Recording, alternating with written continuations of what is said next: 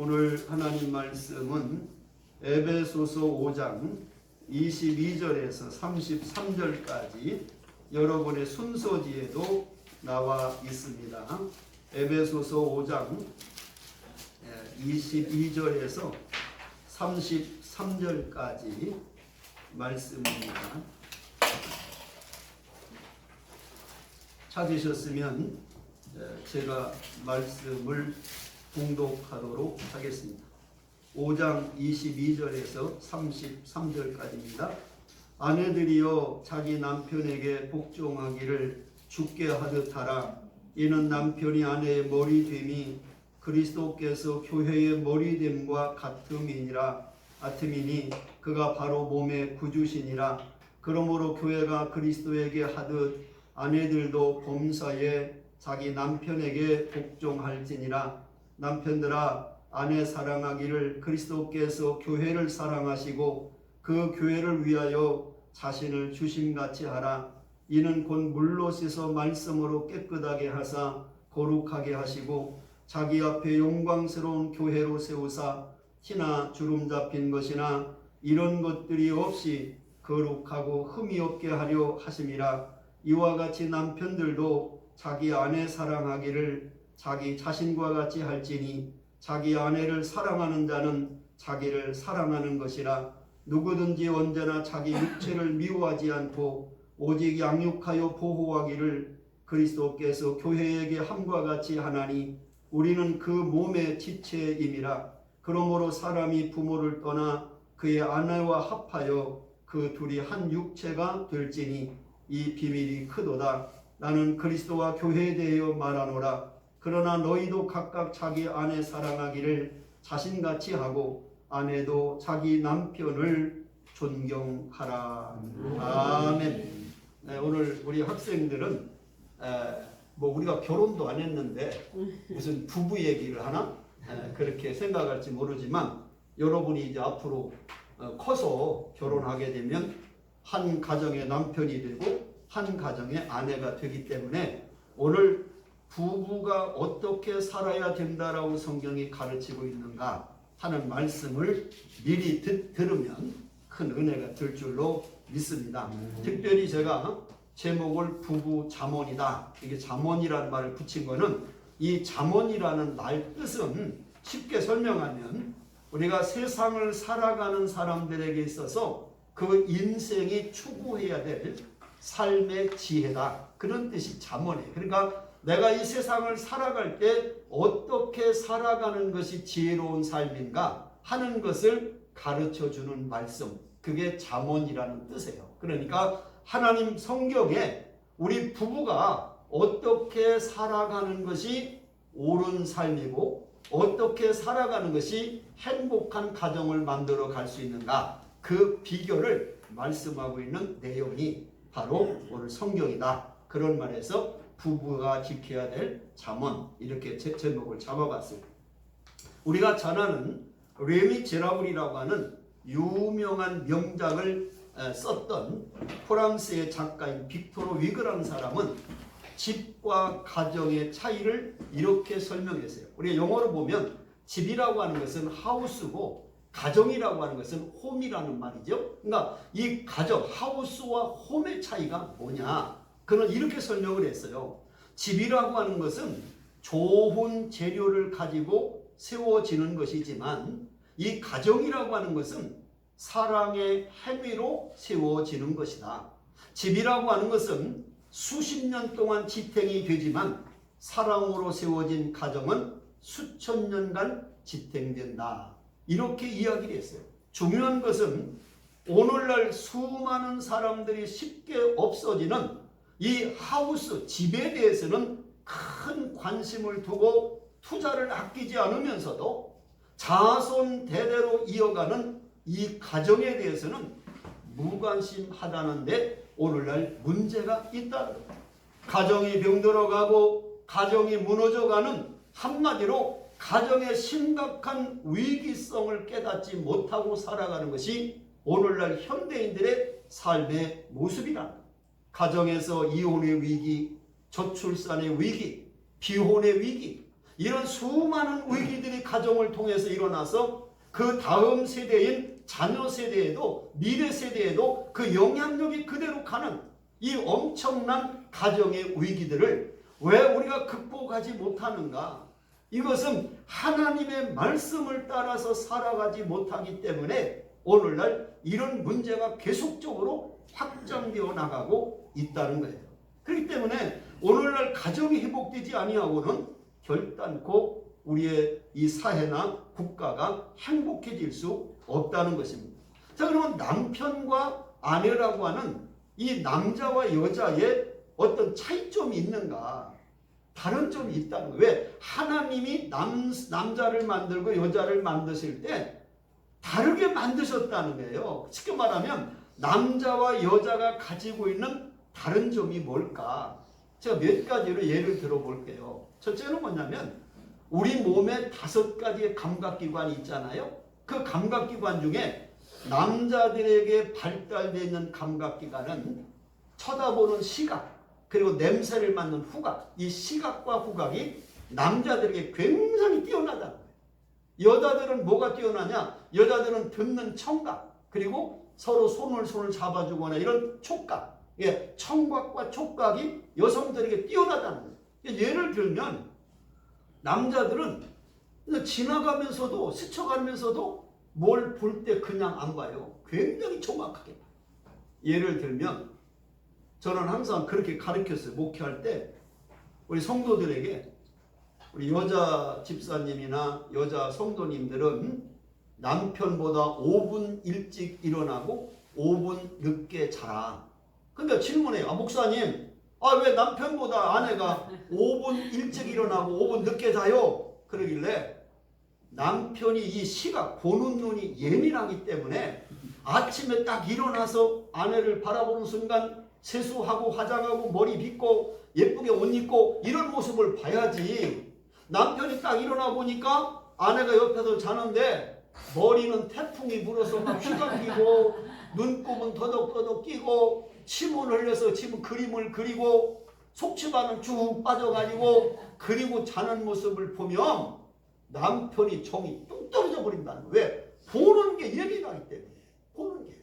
그래서 시각이 예민하기 때문에 항상 먼저 일어나서 갖추고 화장하고 머리 빗고 그리고 예쁜 모습을 남편에게 보여라. 그렇게 가르쳤어요. 또 남자들은 냄새 맡는 게 아주 예민하기 때문에 여자들이 밥 먹고 무슨 김치 냄새 이런 냄새를 아주 싫어해요. 남자들.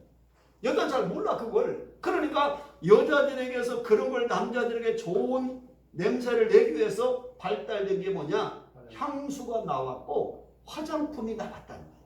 여러분 남자 화장품 스킨로션밖에 없어. 여자들은 수십 가지 왜 남자 코를 좋은 냄새를 주기 위해서 만들어졌다는 거예요. 역사를 보면. 그리고 반대로 그럼 여자들은 뭐가 발달했냐? 청각이 발달돼. 청각이. 듣는 게. 그러니까는 거짓말이라도 여보 당신을 사랑하고 당신 이렇게 너무 멋지네. 당신의 모든 아름답네. 자꾸 얘기를 하라는 게.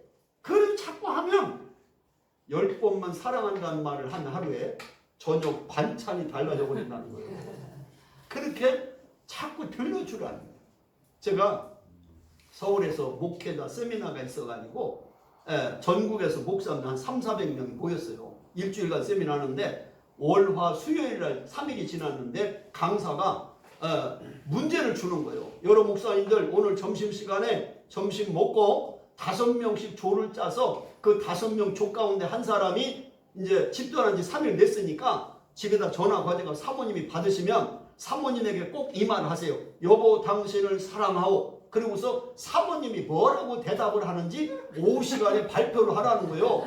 우리 조에 부산에서 오신 장로기 목사님이 자기가 한번 해보겠다는 거예요. 그래가지고서 점심을 먹고 전화를 걸어서 사모님한테 전화를 딱 받으시니까 교회 별일 없냐고 3일 동안 편안하냐고 성도는 어떠냐고 묻다가 마지막에 이 경상도 사나이가 뭐라고 했어요?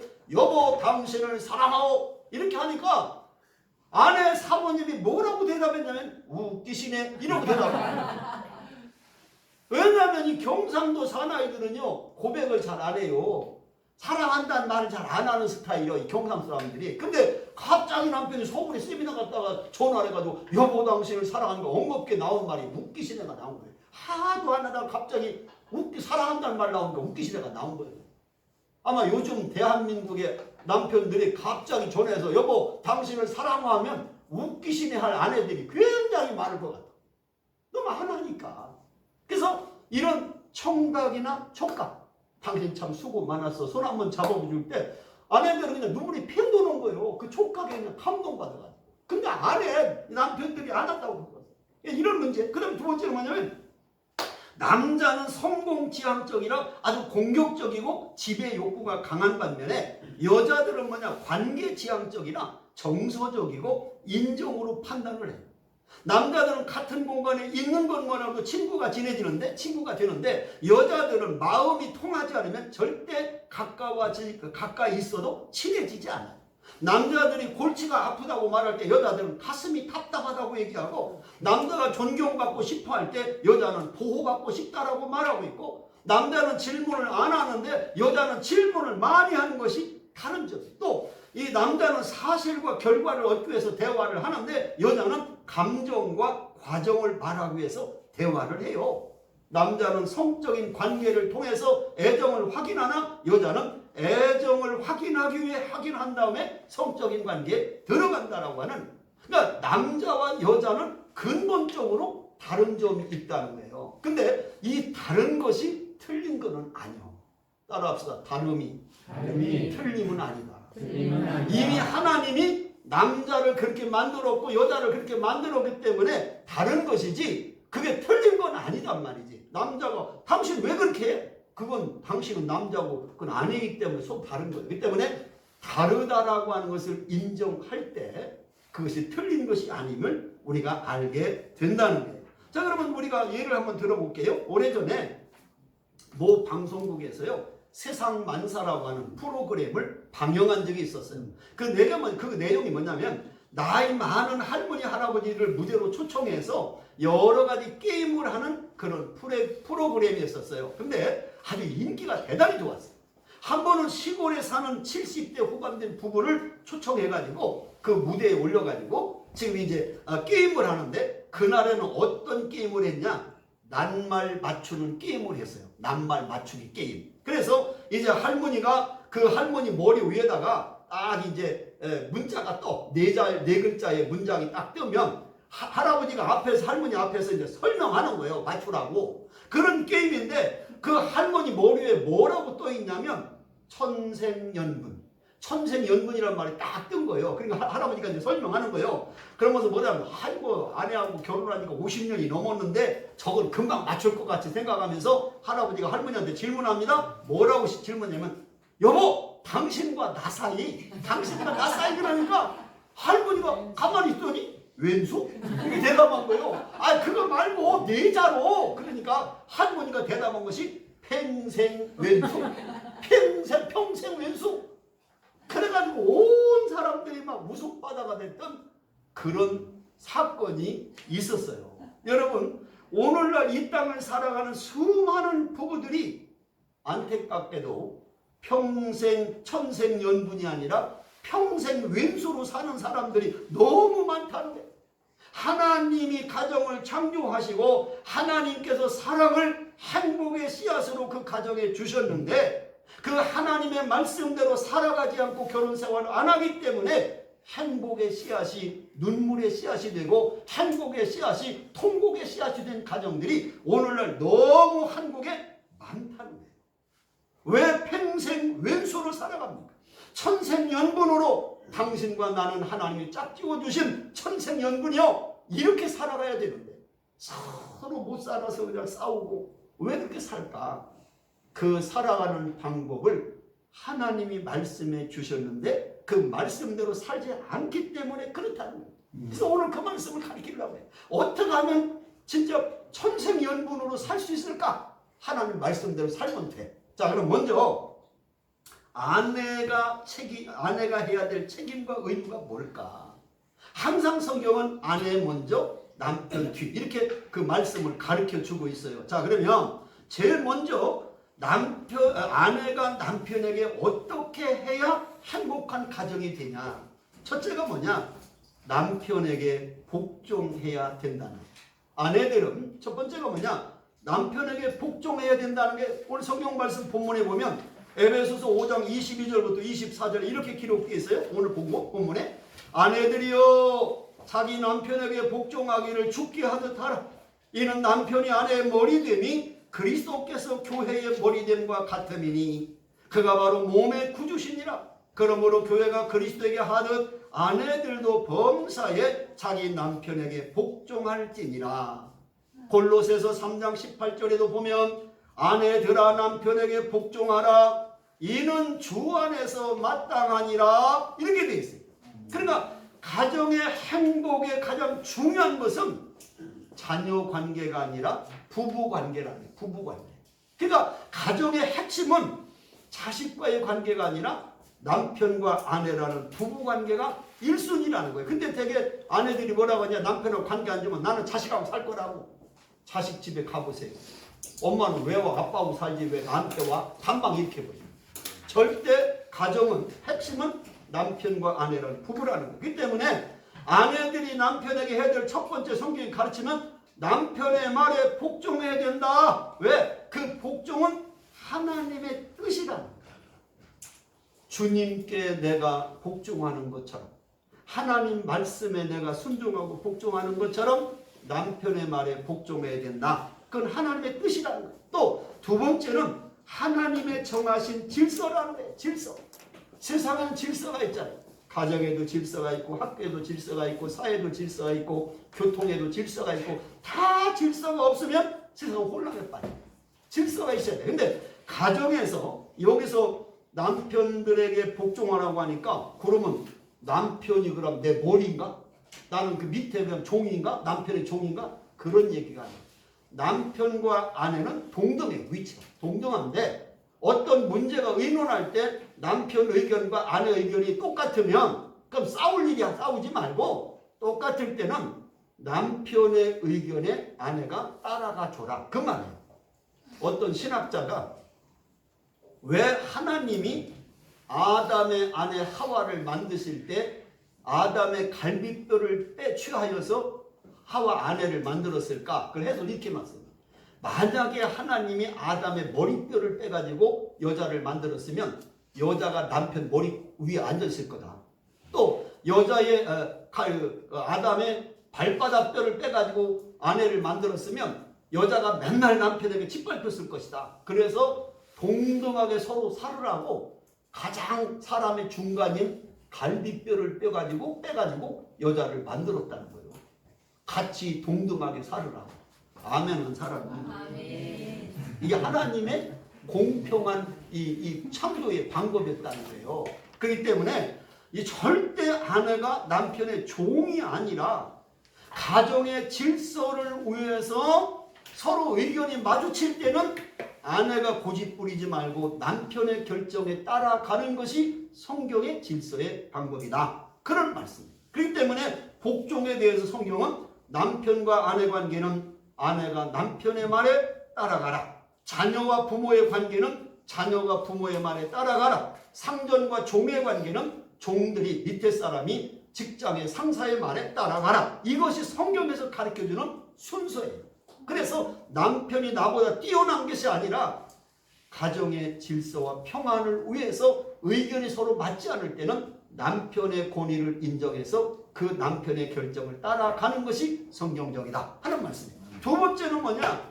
남편을 존경해야 된다는 거예요. 아내들이. 자, 그럼 여기 보면 에베소 5장 33절 하반절에 보니까 아내도 자기 남편을 존경하라. 자, 이 존경하라는 말을 제가 찾아봤어요. 그랬더니 헬란 말로 원어에 보면 포베타이라는 말이에요. 포베타이.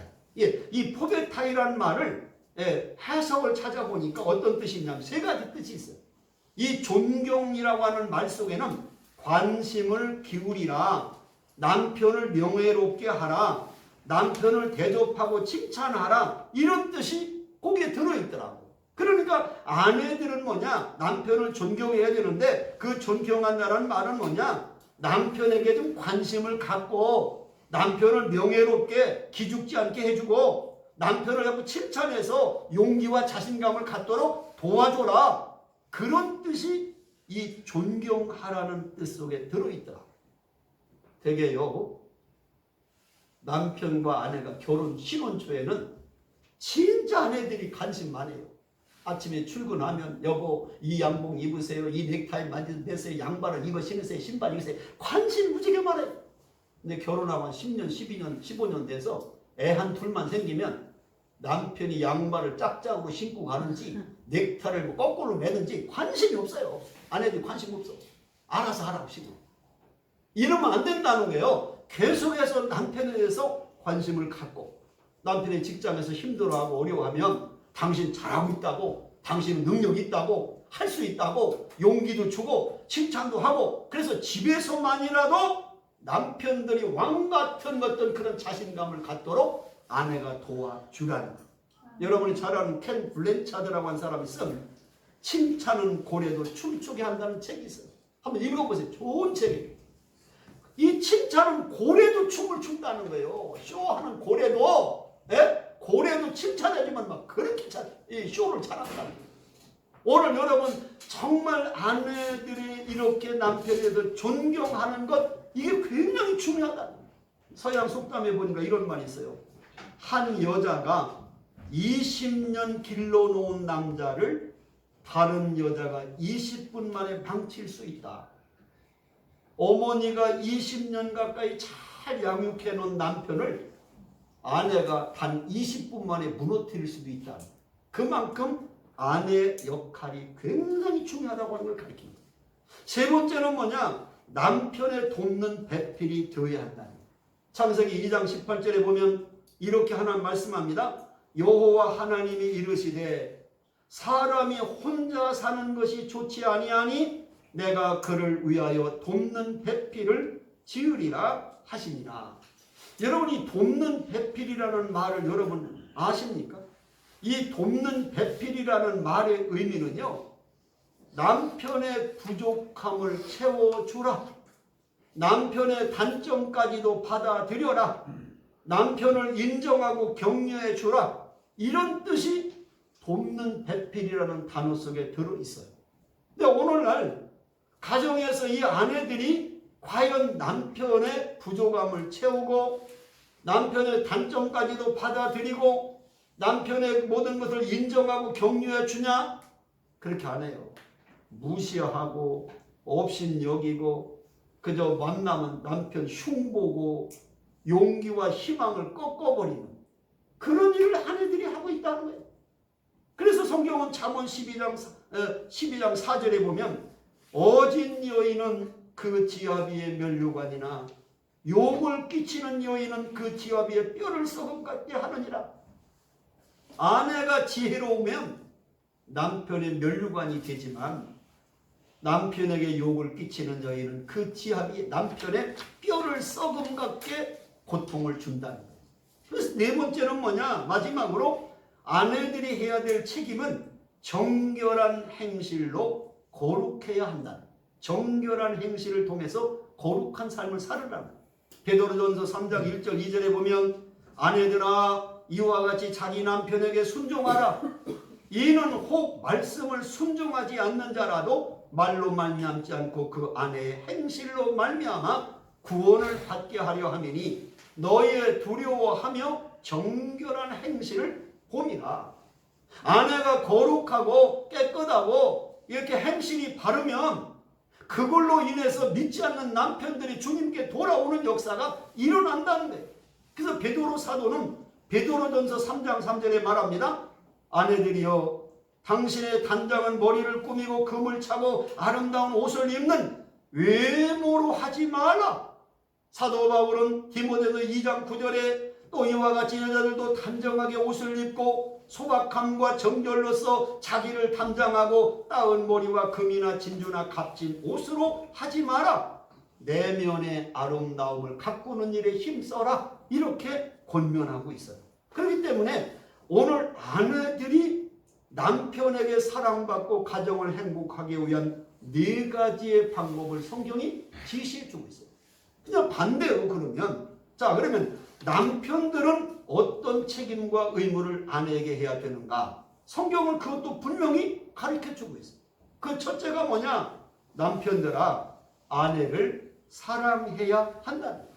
모든 남편들이 첫 번째 해야 될 책임이 뭐냐? 아내를 사랑해야 된다는 거예요.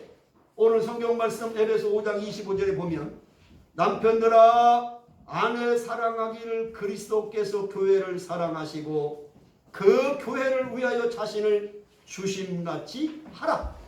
에베소서 5장 28절에 보니까 이와 같이 남편들도 자기 아내 사랑하기를 자기 자신과 같이 할지니 자기 아내를 사랑하는 자는 자기를 사랑하는 것이라 말씀하고 있습니다. 또 에베소서 오늘 본문 마지막 33절에 보면 그러나 너희도 각각 자기의 아내 사랑하기를 자신같이 하고 이렇게 말하고 있잖아요. 여기서 성경은 뭐라고 말하냐면 예수님께서 우리를 위해서 십자가에 못 박혀 자기를 죽여 희생하신 것처럼 남편들은 아내를 위해서 자기 목숨을 버릴 만큼 사랑해야 된다는 거예요. 그렇게 사랑하면 어떤 아내가 남편의 말에 불순종합니까? 아내를 위해서 내 목숨까지 내놓겠다고 하는 그런 남편이라면 어떤 아내가 남편 말에 불순종하겠냐 그 말이에요. 근데 남편들이 아내를 사랑하지 않아요. 그냥 왕같이 군림하려고. 여러분 성경에 보세요. 오늘 말씀처럼 내가 주님을 예수님을 섬기는 것처럼 너 아내를 사랑하냐? 그걸 묻잖아요. 내가 하나님을 사랑하는 것 같이 네 아내를 사랑해야 된다. 이렇게 가르치잖아요. 그러면 주님의 사랑은 어떤 사랑? 제자들의 발을 씻어주는 사랑. 아무리 큰 죄를 지었어도 잘못했다고 할 때 용서하는 사랑. 그리고 자기 자신을 십자가에 내어주는 희생적인 사랑. 이게 바로 주님이 우리에게 보여주신 사랑인데 오늘 말씀은 예수님이 너희를 그렇게 사랑한 것처럼 내 아내를 그렇게 희생적으로 사랑하라는 한 지방 신문에 실린 글을 제가 꼭 연애 편지 같은 내용이라서 적어 갖고 왔어요. 한 남편이 아내를 사랑하는 이야기를 기록해놓은 신문 기사요. 저를 읽어볼 테니까 한번 생각해 보세요. 한 남자가 쓴 거예요. 당신을 보면 행복해지는 사람이 있습니다. 당신을 매일매일 보고 싶어하는 사람이 있습니다. 눈짓 몸짓 하나에 가슴이 떨리는 사람이 있습니다. 말 한마디에 웃기도 하고 울기도 하는 사람이 있습니다. 당신의 손이 스치는 것만으로도 가슴이 떨려하는 사람이 있습니다. 당신이 많이 걱정하고 힘들어할 땐 대신 힘들고 싶고 아프면 대신 아파주고 싶은 사람이 있습니다. 당신의 웃음 하나에 가슴 저리도록 떨려하는 사람이 있습니다. 당신의 모든 것에 의미를 두는 그런 사람이 있습니다. 그 사람은 당신을 날마다 그리워하는 사람입니다. 그 사람은 당신을 가장 많이 이해하려고 노력하는 사람입니다. 그 사람은 당신에게 자신만이 가장 잘해줄 거라고 믿는 사람입니다. 그 사람은 바로 당신의 남편 나입니다. 그런 글이에요. 여러분 감동되지 않습니까? 저는 이 글을 이 설교 준비하면서 내가 혼자 감동이 되더라고요. 내가 혼자. 나는 과연 저렇게 아내를 사랑했었을까? 그 생각을 해봤어요. 이 말씀 준비하면서. 여러분 우리가 정말 같이 평생을 산다고 하면서 우리가 너무 사랑하지 못한다는 거예요. 너무 사랑하지 못한다. 이게 사랑이라고 하는 거 쉽게 말하면 상대방을 이해하는 거예요. 내 입장에서 자꾸 생각하지 말고 왜 아내가 저렇게 할까? 남편이 왜 저렇게 할까? 상대방의 입장에 서서 한번 보는 거. 그게 사랑인 거예요. 내가 살아온 삶으로 자꾸 평가하면 안 된다는 게요. 이해하라는 게. 그러니까 오해하지 말고 이해하라. 이게 참 중요해요. 제가 예를 들게요. 아침에 남편과 아내와 초등학교 1학년 아이와 둘째 5살 먹은 네 가족이 식탁에서 밥을 먹는데 갑자기 남편이 와자작 돌을 씹은 거예요. 그러면 반응이 두 가지예요. 어떤 남편은 수저를 탁 놓고 이걸 밥이라고 했어? 그걸 빽줄러 버려요. 그러면 아내가 아니 돌을 늘려서 놓냐고. 그럼 아침부터 접시가 날아가고 쟁반이 날아가고 와장창 중창 엄마 아빠가 싸움이 벌어지는 거예요. 그러면 초등학교 1학년 아이는 밥 먹으려다 엄마 아빠 싸우니까 취조놓고 굶고 학교를 가고, 엄마는 화가 잔뜩 나서 주방에 가서 막 설거지하면서 화가 이렇게 나 있는데 5살 먹은 애가 옆에 와서 배고프니까 엄마 치밥잘 잡고 엄마 배고파 그러면 저리 안 비켜 죽여버려 막 이런다. 헐때 뚫는다. 그럼 5살 먹은 애가 어디다 화풀이 합니까? 밖에 나가 마당에 메어놓은 강아지 배를 발로 빵 차가지고 그날은 강아지까지 시련을 당해. 근데 그렇게 하지 말고, 밥을 먹다가 남편이 와자작 돌이 씹었으면 옆에 휴지 쭉 뽑아가지고 딱 뱉어가지고 휴지 쭉 넣고 아무 일도 없다는 듯이 그냥 먹으면 아내가 미안하니까 여보 돌이 많지요. 그러거든 남편 말 그래도 돌보다 쌀이 많네. 이러고 먹어봐. 쌀 안 하고 그냥 하루 종일 온 가족이 평안하잖아. 그 이해를 못하고 자꾸 오해가지고 자기 밥에다 누굴 남편 밥에 돌 넣는 아내가 어디 있겠어. 이해해야지. 따라서 오해하지 말고 이해하고 살자. 이해해야 돼. 뭔 일 하면 오해하지 말고 이해하라고. 내가 가정 부부들을 생각 많이 살아보면서 유심히 봤는데 왜 싸우나 보니까 두 가지요. 싸우는 가정에서 부부 싸움하는 게 첫째가 뭐냐? 경제적인 문제.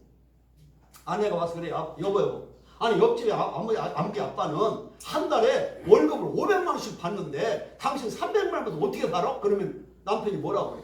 아니 그러면 나보고 도둑질해온 말이야? 이러고 싸우니까 싸우는 게. 두 번째는 뭐냐? 자녀 갖고 싸워. 자녀가 엄마 아빠가 뭐냐면 초등학교 1학년 아이 학교를 갔는데 아이들 전혀 돌보지 않던 아빠가 퇴근해가지고 어떻게 보니까 애가 10문제 산수 문제를 수학 문제를 받아갖고 왔는데 빵점 맞아 갖고 온 거야. 아들이. 그러니까 화가 나가지고 아버지가 한다는 말이, 아니 당신은 집에서 애를 어떻게 교육했으면 아니 10문제 가지고 한 문제도 못 맞추고 빵점을 맞아갖고 왔냐? 이러면서 남편이 뭐라고 말을 하느냐면 씨는 존대 밭이나 벗어 애비겠다고 이러고 앉았다고. 그러면은 아내가 기분 되게 나쁘잖아. 씨는 존대 밭이 나쁘다고 하는 건 자기 남편은 훌륭한데 아내 때문에 그렇게 됐다는 애가. 그러면 아내가 뭐라고 하나? 그러면 돌이 심었는데 싼다? 이러고 싸우는 거예요. 뭔 얘기인지 생각을 못하면 집이가 냉각해봐. 그러니까 쉽게 말하면 아무것도 아닌 거 가지고 애들 가지고 싸우고 경제적인 것 가지고 싸우는 게 부부 싸움. 가만히 보면. 그러니까 그걸 이해하고 서로 존중히 여기면 싸움이 할 필요가 없다는 거예요. 두 번째는 뭐냐? 아내를 괴롭게 하지 말아야 된다. 남편들. 자, 골로새서 3장 19절에 보면 이렇게 기록돼 성경에 남편들아 아내를 사랑하며 괴롭게 하지 말라 그랬어요. 이 괴롭게 하지 말라는 말을 찾아봐서 어떤 뜻인가? 그랬더니 이 괴롭게 하지 말라는 말은 뭐냐면 아내의 마음에 상처를 입히지 말라. 또 아내를 함부로 대하지 말라. 이런 뜻이에요. 왜냐하면 이 성경에 기록되어 있던 이 로마 시대는요. 로마는요. 아내를 자기의 소유물이라고 생각했어요. 소유물, 종처럼. 그러니까 남편은 왕이고 아내는 자기 남편의 종처럼 생각을 했다고 그 시대가. 그러니까 남편들이 주도권을 가지고 아내들을 얼마나 괴롭혔는지 막 폭력을 행하고 말로 막 함부로 말을 하고 욕하고 이런 일을 했다는 거예요. 그게 성경이 가르치는 거예요. 그렇게 함부로 말하고 남편을 무시하고 아내를 무시하고 이래서 아내를 괴롭히지 마라. 이게 성경의 말씀이잖아. 한 책에 기록한 내용을 내가 소개해 보려고 그래. 내가 이 설교를 10시간 준비했어. 내가 설교하려고. 그래서 책도 10번 이상 읽었어. 내가 이 한 편 설교를 해서. 잘 봐요. 이런 내용이 써 있어요. TV를 켜거나 거리에 나가보면 놀라운 몸매의 미인들이 넘쳐나지만 당신 아내의 넉넉한 뱃살은 헬스클럽에 등록하는 돈으로 남편 보약한 척 자식들 목걸이 하나 더 사주려 했던 아내의 넉넉한 사랑의 훈장이다. 직장에도 대학에도 똑똑한 여인들의 목소리가 넘치지만 당신 아내의 잔소리는 깨끗한 집, 반듯한 아이들, 건강한 당신을 위한 아내의 사랑의 외침이다. 결혼 전에는 새 모이만큼 먹더니 요즘에는 모성밥같이 먹어대는 아내는 아이들의 남긴 밥과 당신의 늦은 귀가로 밀려 돌아가는 식은 밥을 처리한 당신에 대한 사랑 때문이다. 모처럼 가족 나들이에 세련된 화장, 멋진 옷차림을 원했지만 당신의 아내가 편한 바지, 헐렁한 티셔츠, 굽낮은 구두를 신고 나서는 것은 사랑스러운 당신의 아이들을 더 잘 볼보려는 엄마의 소중한 마음 때문이다. 꿈 많고 아름답고 날씬하고 건강했던 당신의 아내가 아무런 꿈도 없이 생각도 없이 하루하루를 그냥 살아가는 보통 아줌마가 되어버린 것은 당신에게 그녀의 일생을 통째로 맡겼기 때문이다. 그런 글이 있어요. 여러분들 감동이 안 오죠? 안 와요. 나만 혼자 그런 것 같아요. 젊은 시절에는 사랑하기 위해 살고 나이가 들면 살기 위해 사랑한다고 합니다. 아내라는 것은 청년 때는 연인이고 중년 때는 친구이고 노년 때는 간호사다라는 말이 있어요. 이 세상의 최고의 행복은 재산도 아니고 명예도 아니고 권력도 아니라 내가 살아가는 동안에 모자람도 지나침도 없이 사랑을 부부가 나누다가 마지막 죽기 전 난 당신을 만나서 참 행복했어. 이렇게 말할 수 있다면 그 부부는 성공한 부부라고 말할 수가 있습니다. 그렇게 남편들은 아내를 정말 이렇게 괴롭게 하지 말고 즐겁게 살아가도록 해줘야 된다 그 말. 그리고 세 번째 마지막은 남편들이 아내 곁에 있는 아내를 귀하게 여겨야 된다. 귀하게. 정말 보석보다도 귀하게 아내를 생각해야 된다는 거. 어디에? 베드로전서 3장 7절에 나와. 남편들아 이와 같이 지식을 따라 너의 아내와 동거하고 그를 더 연약한 그릇이요 또 생명의 은혜를 함께 이어받을 자로 알아 귀히 여기라. 이는 너의 기도가 막히지 아니하게 하려 함이라. 아내를 귀중히 여기라는 말은 보석과 진주보다도 다이아몬드보다도 더 귀한 가치를 인정해 주라는 거예요. 왜? 아내가 이렇게 귀하게 남편이 여겨야 되는 이유를 꼭 써놨잖아요. 아내는 육체적으로 연약한 그릇과 같다. 깨지기가 쉽다. 두 번째, 생명의 은혜를 함께 받을 자다. 그리고 남편의 기도가 막히지 않게 하는 것이 아내를 사랑하는 것이다. 그러므로 아내를 귀히 여겨라. 아내를 귀히 여겨라. 아멘. 하나님. 남편들만 안 해요. 아멘. 미래의 남편들, 남자들 다 아멘 하라고. 할렐루야. 예. 그래서 또 책을 보니까 어떤 사람이 자기 아내를 쭉 살아온 걸 되돌아보면서 너무 고맙더라는 거예요. 아내가. 그래서 아내의 고마움을 쭉 써놓은 글이 있어요. 그래서 그 찾아서 써갖고 왔어. 어떻게 남편들이 아내를 고마워했는가를 보세요. 한국 같다니 평범한 거. 잘 보세요. 첫째, 부족한 나와 원망 없이 살아줘서 고맙소. 착한 아들과 예쁜 딸을 낳아주고 길러줘서 고맙소. 유별난 시어머니를 모시고 살아줘서 고맙소. 항상 부족한 나에게 영적인 멘토가 되어주어 고맙소. 피곤하고 힘들어도 아내 역할, 엄마 역할, 며느리 역할 잘 감당해 주어서 고맙소. 내가 짜증을 내도 투정 한 번 하지 않고 견뎌 주어 고맙소. 항상 집안 구석구석이 청결하고 정리정돈 돼 있어 고맙소. 형제들과 집안들 사이에 화목하게 지내주어서 고맙소. 경제적으로 부유하지 못한데도 불평 없이 살아주어서 고맙소. 여러분, 가장 평범한 얘기인데 아내의 고마움을 생각해 보니까 이렇게 9가지가 넘는 고마운 마음이 생기잖아요. 이런 고마운 마음이 생기면 아내를 그렇게 무시할 수 있어요? 폭언할 수가 있어요?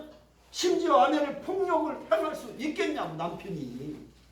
그러니까 하나님의 말씀을 잘 배운 사람이라면 아내를 사랑하고 자기 몸같이 주님 사랑하는 것처럼 사랑하고 아내를 괴롭게 하지 아니하고 아내의 가치를 인정해서 귀하게 여기고 그렇게 하면 어떤 아내가 남편의 말에 순종하지 않고 어떤 아내가 남편을 존중 여기지 않겠냐. 근데 남편들이 그렇게 오늘 이 말씀은 참 중요한 말씀이에요. 성경이잖아. 성경. 하나님 말씀, 진리잖아. 그럼 이 말씀대로 남편과 아내가 해야 될 책임과 의무를 하면 반드시 그 가정은 행복한 가정이 될 수밖에 없어요. 말씀대로 돌아가라는 부부는 인생의 마지막까지 동행해야 되는 인생의 동반자라는 사실을 아셔야 돼요. 서로 위로해주고 서로 동행하고 걸어가는 동행자가 부부예요. 부부 사이는 이기고 지는 일이 없기 때문에 부부간에는 멸류관 상급이 없어. 부부간에 상급이 없어. 촌수도 없어. 왜? 무초녀 남편과 아내는 헤어지면 남는 같이 살면 하나. 그 다음에 배우자의 사명, 남편과 아내의 사명은 뭐냐?